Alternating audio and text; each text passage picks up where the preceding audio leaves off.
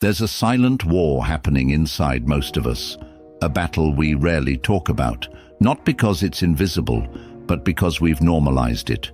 Waking up feeling drained, drifting through the day with a foggy mind, struggling to feel joy, motivation, or connection. We blame our routines, our jobs, our screens, even the weather. But at the core of it all, there's something deeper. Our brain's chemistry is out of balance. And one of the most overlooked elements in that equation is dopamine. Dopamine isn't just the pleasure chemical, it's the molecule of motivation. It's what drives you to get up, to focus, to strive, to feel satisfaction. When dopamine levels are healthy, life feels lighter. Your energy has direction, your emotions have space to breathe. But when it drops, everything begins to feel heavier, even the simplest of tasks. And in today's world, with overstimulation on one end and chronic exhaustion on the other, many people are unknowingly running on empty. But the good news is this: dopamine is not out of your reach. You don't need a prescription to feel alive again. You don't need to escape your life to rebuild your inner fire. There are natural, powerful ways to rewire your brain, to restore balance, awaken motivation, and feel grounded in your own mind again. And that's exactly what we're diving into today. These 10 practices aren't about perfection, they're about reconnection, about reclaiming the small, overlooked habits that hold the power to shift your entire emotional landscape. If you've been feeling stuck, numb, or simply not like yourself, this episode is for you. Because when you learn to boost dopamine the right way, slowly, intentionally, consistently, you don't just feel better, you become better, clearer, stronger, more in tune with who you really are. Let's begin this journey, not as a chase for happiness, but as a return to balance, to presence, to energy that flows from within, not from outside approval, because your mental and emotional well-being aren't luxuries. They're the foundation of everything. And now, it's time to rebuild that foundation, one step at a time. 1. Move, even slowly. Have you ever noticed how different the world feels after a short walk? Not just physically, but mentally, emotionally. The fog lifts, the tension loosens. You start to think more clearly, breathe more fully, and feel more like yourself. That's not a coincidence. It's not just fresh air or clearing your head. What's happening inside your brain is chemical. Movement, even simple, slow, non-strenuous movement, increases dopamine production. And dopamine is the spark behind motivation, joy, and emotional stability. In a society obsessed with performance, we often treat movement as a chore, a number, a goal.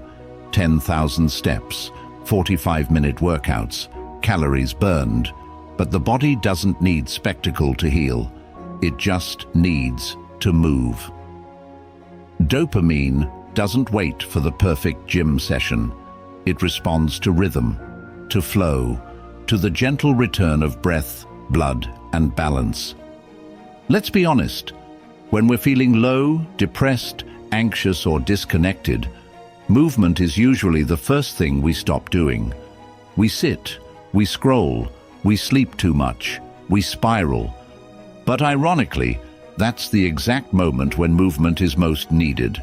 Not to impress, not to push, but to reset. Because every form of stagnation, physical or emotional, is a signal that something inside needs motion, not more thought. And this isn't modern wellness jargon. The Stoics knew it over 2,000 years ago. Cleanthes, one of the early Stoics, was a manual laborer. He worked through the night hauling water and spent his days in study and contemplation. For him, physical work wasn't separate from mental clarity. It was the gateway to it. He moved his body so his thoughts could stay sharp. That was his rhythm. That was his discipline. And this idea doesn't require ancient robes or modern fitness apps to apply. Let's say you're overwhelmed by work. Your instinct might be to sit longer, grind harder, solve it with more thinking. But what if the solution is a 10-minute walk outside? What if the movement itself, the break, the rhythm, the sunlight, the silence, shifts your mental chemistry just enough to give you back your clarity? Even on a neurological level, movement helps regulate not just dopamine, but serotonin, norepinephrine, and endorphins, the entire orchestra of your emotional well-being. It doesn't erase problems, it changes your capacity to face them. And here's the best part. It doesn't have to be perfect. You don't have to run. You don't need fancy shoes. You don't need to track anything. You just need to begin. You can start right now, standing up and stretching your arms, moving your neck gently, walking barefoot through your home with intention. If you're able, go outside.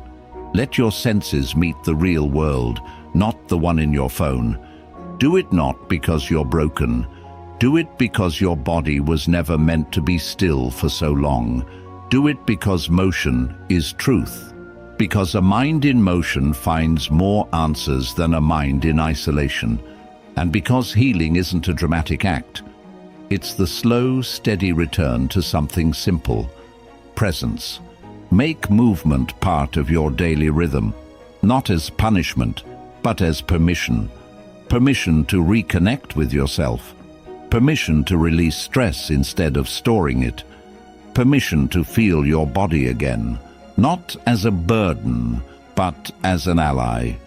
So ask yourself right now, what kind of movement can I give myself today? Not what the world expects, not what looks good online. What does your body need? Trust it, honor it, then move, even slowly. Because in that movement, dopamine flows, and with it, a deeper sense of being alive returns. 2. Eat with wisdom, not emotion. What's the first thing many of us reach for when we're sad, bored, or overwhelmed? Not silence, not breath, not reflection. We reach for food, not because we're hungry, but because we're hurting. And for a brief moment, that bite of something sweet, salty, or comforting seems to numb the noise. But here's what we rarely consider. Every time we eat emotionally, we're not just feeding our bodies, we're rewiring our brains. And more often than not, we're disrupting the natural balance of our most powerful neurotransmitters, including dopamine. Dopamine is deeply connected to nutrition. What you eat literally determines how your brain functions, how you feel emotionally, and how motivated or foggy you become. Protein-rich foods, healthy fats, and foods high in the amino acid tyrosine are the building blocks of dopamine. They help your brain generate the fuel it needs to focus, to act, and to feel steady. But when you replace real nourishment with sugar spikes, processed comfort, or emotional binging, you might feel better for 10 minutes, and worse for the rest of the day. The Stoics wouldn't have talked about amino acids or neurochemistry, but they understood something timeless. Discipline in what you consume leads to clarity in how you think. Seneca once said, "Drunkenness is nothing but voluntary madness." He wasn't only referring to alcohol, he was warning us about any form of overindulgence that clouds the mind and weakens our will. And food, especially in moments of stress or sadness, often becomes that form of escape. So the question isn't, what should I eat to lose weight? Or what's trendy right now? The question is, what kind of food helps me feel mentally clear and emotionally steady? That's a very different conversation. It's not about guilt or shame, it's about awareness. How does your body respond after you eat? How does your mind respond 2 hours later? Did that meal give you energy, or did it drain it? Let's take it further. Suppose you start your day with protein, greens, and hydration. What you've just done, before checking your phone, before dealing with the outside world, is send a message to your brain. I value stability over stimulation. You've built dopamine naturally, not through caffeine or sugar, but through real nourishment. And your body will respond with clarity. Your emotions will be less volatile. Your cravings will be quieter. You'll feel more anchored.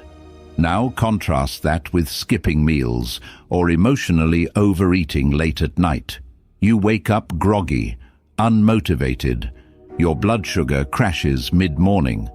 You start seeking dopamine through external means, scrolling, snacking, snapping at people. And it's not because you're lazy or undisciplined. It's because your brain chemistry is trying to compensate for what your food didn't provide. This is why eating with wisdom is one of the greatest acts of self-respect. Not clean eating, not perfection, wisdom. The quiet knowledge that says, this is how I want to feel, so this is what I choose to put into my body. That's not a diet. That's identity. That's self-mastery. And yes, it takes effort. It takes awareness to ask, am I actually hungry or am I avoiding something? It takes strength to step away from the quick fix. But every time you choose nourishment over numbing, you strengthen your emotional core. You tell your nervous system, I don't need to run. I can sit. I can feel. I can respond, not react. Food is information. Every bite is a message to your cells, your mood, your motivation. And when you choose wisely, when you build your meals with intention, you're not just feeding your body, you're shaping your future mental state, one plate at a time.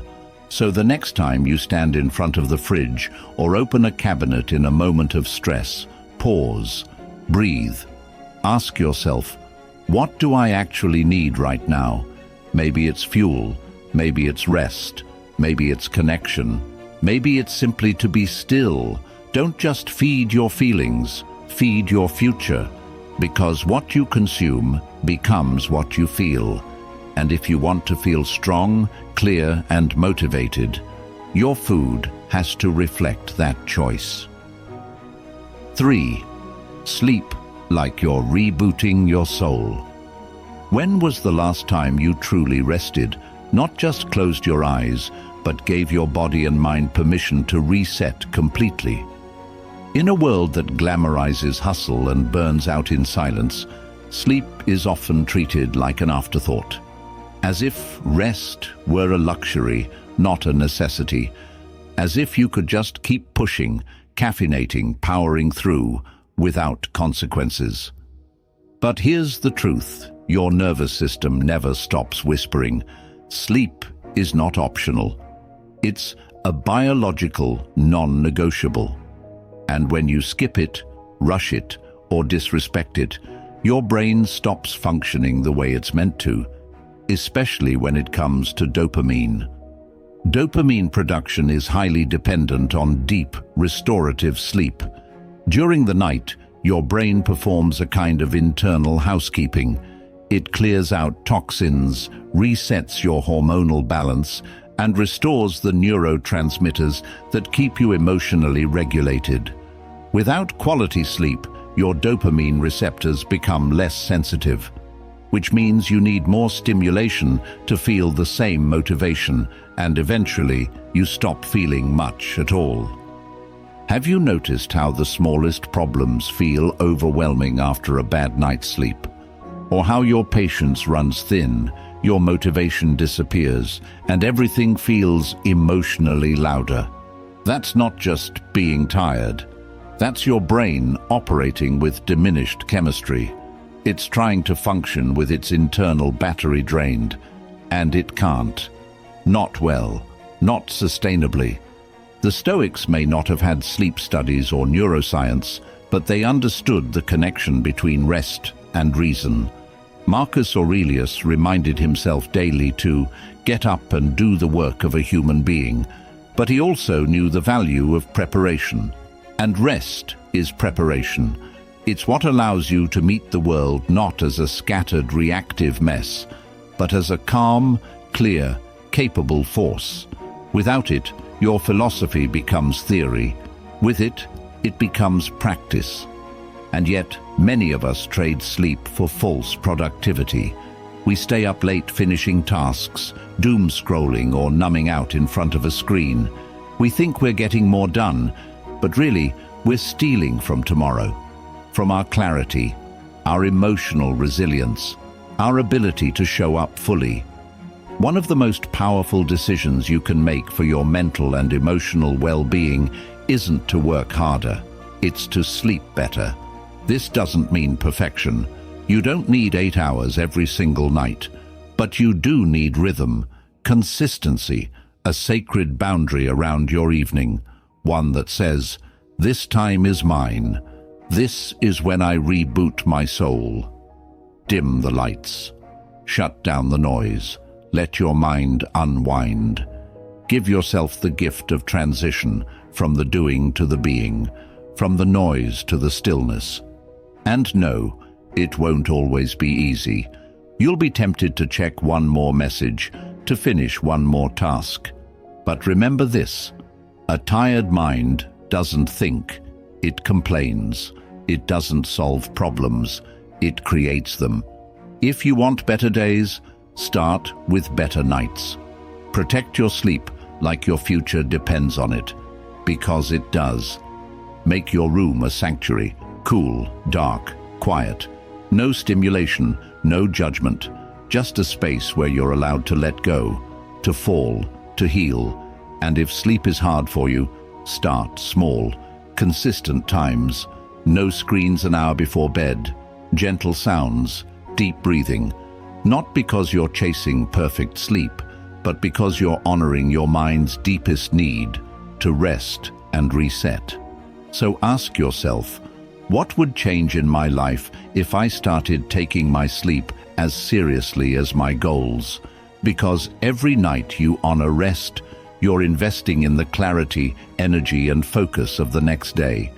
You're building a foundation that no supplement or morning routine can replace. You can't outrun fatigue, but you can outsmart it by making sleep a ritual of self-respect. Reboot your soul. Night by night. 4. Sit with yourself in stillness. When was the last time you were truly alone with your thoughts, without a screen, a task, or a distraction in front of you? Not scrolling, not planning, not trying to be productive, just sitting, breathing, listening, in silence. For most people today, that kind of stillness feels unnatural, even uncomfortable, but it's in that stillness where healing begins. It's where dopamine restores itself, not through stimulation, but through presence. It's where the nervous system finds balance, and it's where your mind returns home. We live in an age of endless noise, notifications, algorithms, background music, to-do lists. Our senses are bombarded by inputs, and while they might keep us occupied, they leave us disconnected from our inner voice, from clarity, from emotion, from truth. The Stoics understood this long before the digital age. They believed the mind must be trained not only to think well, but to sit well, to endure silence, to face itself without flinching. Marcus Aurelius wrote, "Nowhere can man find a quieter or more untroubled retreat than in his own soul." That wasn't poetic advice, that was a command to retreat inward, not to escape life, but to return to it more present. And from a scientific standpoint, stillness, through practices like meditation and mindfulness, directly increases dopamine and serotonin levels. It strengthens your brain's ability to regulate emotion. It rewires the mind for clarity and calm. But more than that, stillness gives you back your power. When you sit in silence, even for 5 minutes, you step out of reactivity. You stop running from feeling. You allow emotion to rise, to breathe, and to settle. You begin to observe your thoughts instead of becoming them. You create space between the impulse and the action. And in that space is where transformation lives. Let's ground this in something real. Suppose you're feeling overwhelmed. Normally, you might reach for your phone, call someone, eat something, distract yourself. But instead, you stop. You sit. You breathe. You ask, what am I actually feeling right now? You don't analyze it. You witness it. And suddenly, the noise softens. The emotion loses its grip. The part of your brain that fuels dopamine, your reward and motivation system, begins to activate not from outside stimulation, but from your ability to simply be present with what is. This is why people who meditate regularly often report feeling more motivated, more emotionally balanced, more focused, not because they're escaping the world, but because they're facing it from a place of inner stillness. And stillness doesn't have to mean sitting cross-legged in silence for an hour. It can be a quiet morning alone with a cup of tea. It can be 10 minutes with your eyes closed before you start your day. It can be a mindful walk with no phone, just breath and footsteps. The form doesn't matter, the intention does. You're not performing stillness. You're remembering who you are beneath the noise. So ask yourself, what would happen if I gave myself 5 minutes of undistracted silence every day? Would you find clarity, peace, grief you've been avoiding? Maybe, and all of that is okay, because stillness doesn't always feel good. But it always brings truth. And truth is the first step toward healing, growth, and mental resilience. You don't need to be a monk. You just need to be willing to pause, to sit, to hear the voice beneath the chaos, because only in silence do we truly hear our own. And sometimes that voice, once heard, is all you need to find your way back. 5. Set goals and celebrate small wins. Have you ever noticed how good it feels to cross something off your list, even something small? It's not about the task itself, it's about momentum, a sense of progress, a signal to your brain that you're moving forward, no matter how slowly. That feeling, that rush of satisfaction, that's dopamine, and it's one of the most powerful natural motivators your brain has, if you learn how to work with it instead of against it. Dopamine thrives on achievement, but not just big milestones. It responds to progress, to movement, to evidence that you're no longer standing still. The problem is, most people wait too long to feel proud of themselves. They only celebrate when they make it, when they lose all the weight, get the job, finish the book, heal completely. And in doing so, they rob their brains of the very reward signals that would help them stay consistent. The Stoics were not obsessed with success, but they understood the importance of direction. Epictetus said, "First say to yourself what you would be, and then do what you have to do." That's goal setting at its most honest. Not a fantasy, not wishful thinking, a clear decision, followed by consistent action. And that consistency is what gives birth to motivation, not inspiration, not luck, but small intentional effort repeated daily. Let's break this down practically. Suppose you have a big goal, like improving your health, writing a book, changing careers, or developing emotional resilience. If you wait to feel good only when you've reached the finish line, you'll burn out. Your brain will feel deprived. But if you set micro goals, drink a glass of water in the morning, write 100 words, take one deep breath instead of reacting, and then acknowledge those wins, dopamine flows. You train your brain to associate effort with reward. And this isn't just psychological fluff. Research shows that when we recognize and celebrate small wins, we reinforce neural pathways that make us more likely to keep going. We literally rewire ourselves to enjoy the process, not just the result. Think of a child learning to walk. Every step is celebrated. Every stumble is encouragement.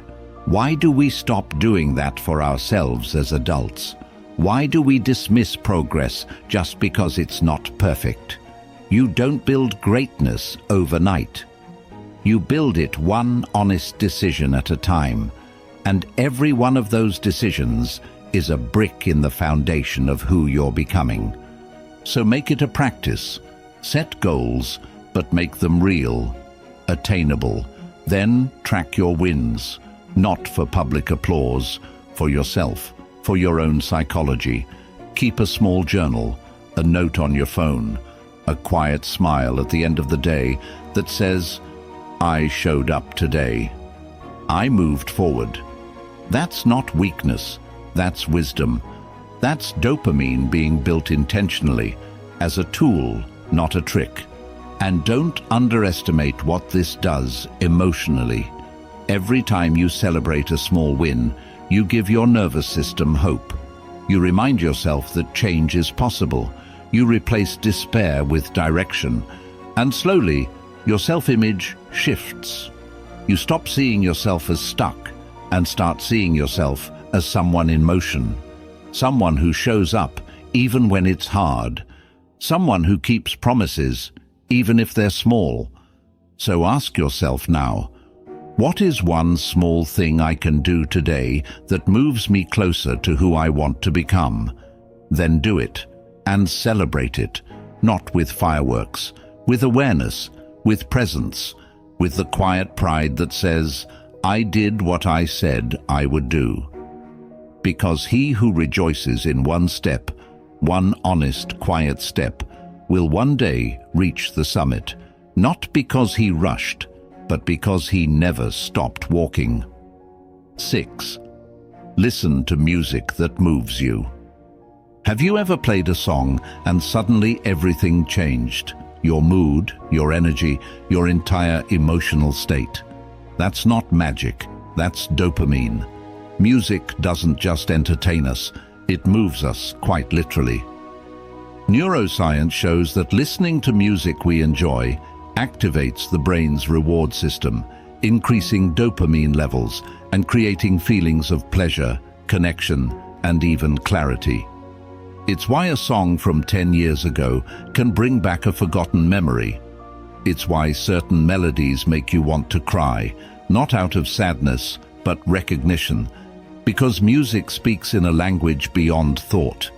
It reaches the parts of us words often can't. And here's the beauty. It's accessible, immediate, intimate. You don't need therapy, a journal, or a plan. You just need sound, carefully chosen, deeply felt.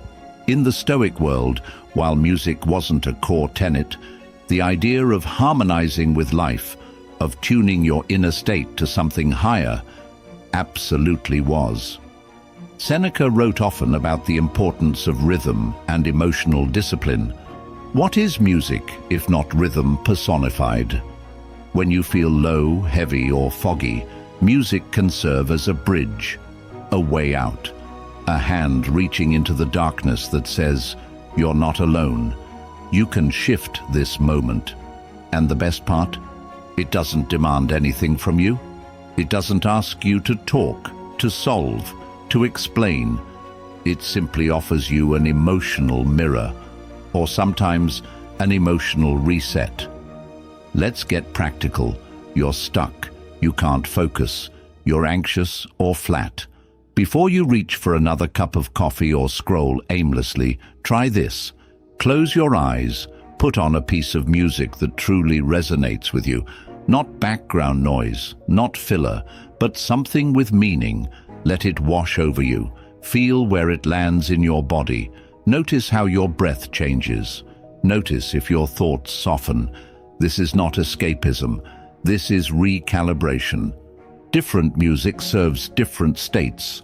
Uplifting music can raise energy and spark motivation. Calming music can lower stress and bring you back into your body. Instrumental or classical music can improve focus by stimulating creative flow without overwhelming the mind. And sometimes sad music is exactly what you need, not to deepen pain, but to give it space to breathe and leave. But the key is intentionality. Don't just consume music the way you consume noise. Choose it. Curate your emotional environment. Use sound as a tool, a companion in your healing, your thinking, your growing. Create playlists that serve your different states. Mornings, reflection, movement, rest, and let them be yours. Not what's trending, what touches you. You'd be surprised how often motivation doesn't come from logic or routine, but from a single song that shakes the dust off your soul and reminds you who you are. That's the hidden power of sound, not as distraction, as alignment. And emotionally, this changes everything. You begin to realize that you don't always need to fix how you feel. Sometimes you just need to feel it fully and let it move through you. And music gives you that space, that movement, that release. So ask yourself, what's the soundtrack to the version of me I'm becoming? What music awakens that part of you that's been quiet for too long? Play it, feel it, let it do its quiet work, because what cannot be said in words, music can carry. 7. Surround yourself with nourishing relationships. Have you ever left a conversation feeling lighter, more seen, more alive? And have you ever left another feeling completely drained, misunderstood, or quietly ashamed of yourself? That contrast isn't just emotional, it's chemical. Relationships shape your brain. The people you allow into your life directly influence your dopamine levels, your emotional resilience, your motivation, and even your self-worth. Human connection isn't just nice to have. It's necessary for mental and emotional health. Dopamine increases in the presence of genuine connection, and not the surface-level kind, not the endless texting, forced small talk, or attention-chasing interactions. What your nervous system craves, what your soul craves, is authentic presence. Being with someone who actually listens, not just waits to speak. Someone who sees you beyond your role, your mask, or your current struggle. Someone who doesn't demand you be more, but who naturally reminds you of who you already are. The Stoics spoke often of friendship, but not the kind based on convenience or benefit. Seneca wrote, "One of the most beautiful qualities of true friendship is to understand and to be understood." That kind of bond nourishes your mind. It strengthens your inner world, gives you perspective, and softens the weight of daily life. It isn't loud, it isn't clingy, it's calm, safe, solid. Now contrast that with toxic relationships, the ones where you feel small, anxious, or chronically unseen. Your brain senses threat in those dynamics. It goes into survival mode. Your dopamine plummets, your energy becomes reactive, your mind becomes scattered, and slowly, without noticing, you begin to shrink, to question yourself, to live more on edge than in peace. You don't have to be surrounded by a crowd to be mentally healthy. In fact, sometimes the crowd is the problem. What matters is quality over quantity. One or two people who energize you, who challenge you gently, who make you laugh from the heart, that's more powerful than 50 shallow connections. Because every interaction is an input, and over time, your brain becomes what it's most consistently exposed to. Let's get practical. Start paying attention after every social interaction. How do you feel? Energized or depleted? Centered or scattered? Clear or confused? That's not just emotion, that's biology. And the more you honor those signals, the more you begin to curate an environment that supports your emotional and mental chemistry, not sabotages it. And just as important, be that nourishing presence for others too. Listen without fixing, celebrate without comparison, show up without performance. Be the kind of energy that you wish someone would bring into your life. Because connection is a mirror. And when you offer that kind of space to someone else, you create the conditions for true reciprocity, not obligation, not drama, but mutual elevation. If you're feeling mentally heavy, unmotivated, or emotionally numb, don't just look inward, look around. Who's in your space? Who do you allow access to your mind, your energy, your time? And do they truly deserve that access? It's not about judging others harshly. It's about protecting your peace. Because in the end, your environment, both internal and external, is the architecture of your well-being. And sometimes the most powerful step toward a healthier, more motivated mind is simply choosing to walk with better people. So ask yourself, who lifts me without effort? Who makes me feel more like myself? Who am I becoming by the company I keep? Because a true friend doesn't exhaust you, they restore you, and that kind of relationship isn't a luxury, it's medicine. 8. Let the sun touch your skin. When was the last time you simply stepped outside, not to get somewhere, not to be productive, but just to feel the sunlight on your face?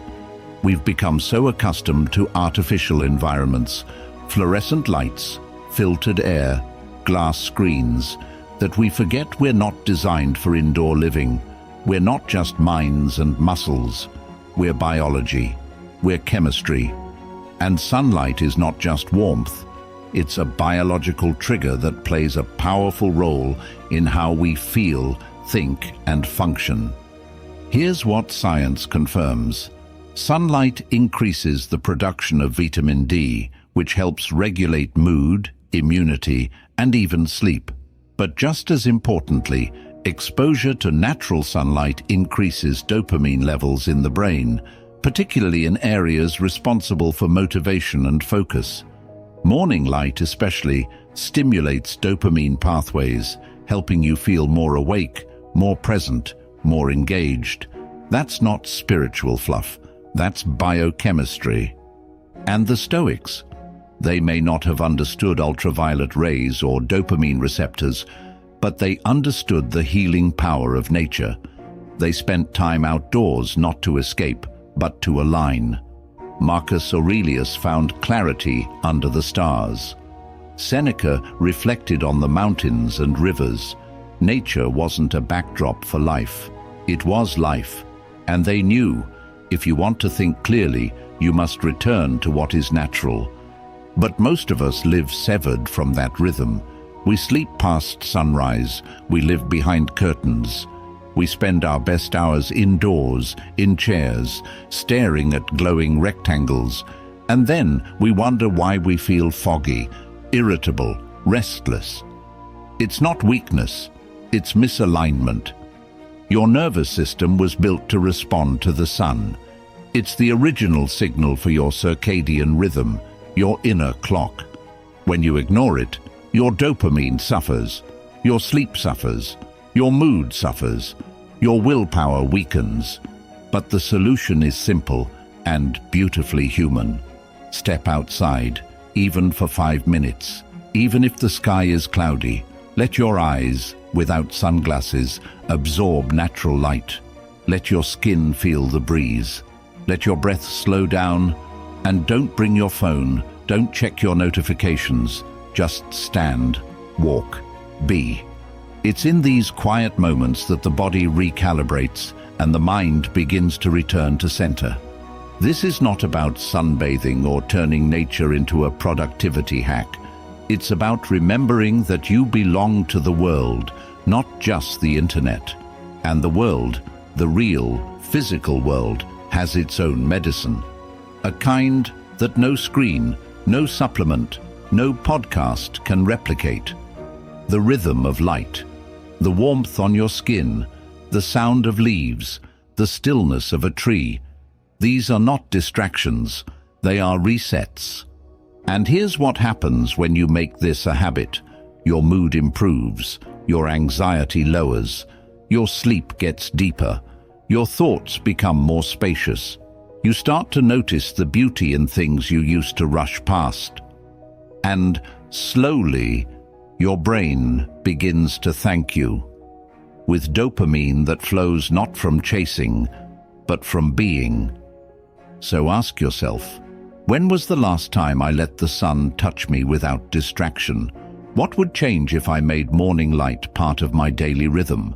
What if the first thing I reached for wasn't a screen, but the sky? Because what books can't heal, the morning light sometimes can. 9. Do what you love, not just what's expected. When did you stop doing things just because they made you feel alive? When did joy become something you had to schedule, justify, or postpone for when everything else was done? Somewhere along the path to adulthood, many of us traded in what we love for what we should do. And in that trade, something subtle but essential was lost. Our natural connection to dopamine, the kind that flows from doing things that awaken your spirit, not just check off a task. Doing what you love, whether it's painting, cooking, building, writing, gardening, crafting, running, playing music, reading fiction, or just sitting in nature, isn't a luxury. It's a neurological necessity. The activities that fully engage your attention and bring joy from within activate your brain's reward system. They create sustainable dopamine, the kind that doesn't crash after it spikes. And the more time you spend immersed in these passions, the more emotionally balanced, focused, and energized you become. The Stoics believed in duty, yes, but also in eudaimonia, the flourishing of the soul. They didn't separate virtue from joy. They believed that to live in alignment with your nature was to live with clarity, purpose, and, yes, pleasure. Not the shallow kind, not indulgence, but the deep fulfillment that comes from expressing who you truly are. As Marcus Aurelius wrote, the soul becomes dyed with the color of its thoughts. And how often do your thoughts turn toward what truly moves you?